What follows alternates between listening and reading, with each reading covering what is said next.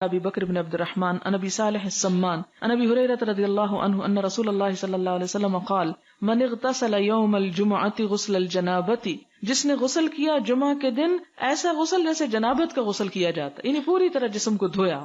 ثم راح پھر گیا، فکأنما قرب بدنۃ تو گویا اس نے قربانی کی ایک اونٹ کی، ومن راح فی الساعۃ الثانیہ اور جو دوسرے نمبر پہ گیا، فکأنما قرب بقرۃ گویا اس نے گائے کی قربانی کی، ومن راح فی الساعۃ الثالثہ اور جو تیسرے نمبر پہ گیا یا تیسری گھڑی میں گیا، فکأنما قرب قبشا اقرن تو اس نے سینگوں والا ایک مینڈھا قربان کیا، ومن راح فی الساعۃ الرابعہ اور جو چوتھے نمبر پہ گیا، فکأنما قرب دجاجۃ تو گویا اس نے ایک مرغی ذبح کی، ومن راح فی الساعۃ الخامسہ اور جو نمبر 5 گیا، فکأنما قرب بیضۃ تو گویا اس نے ایک انڈا قربان کیا، فاذا خرج الامام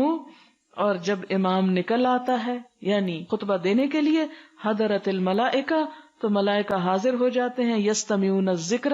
وہ بھی محفل میں وہ ذکر سننے لگتے ہیں، یعنی پھر وہ نمبر لگنے بند ہو جاتے ہیں اور سب خطبہ سننے میں مشغول ہو جاتے ہیں۔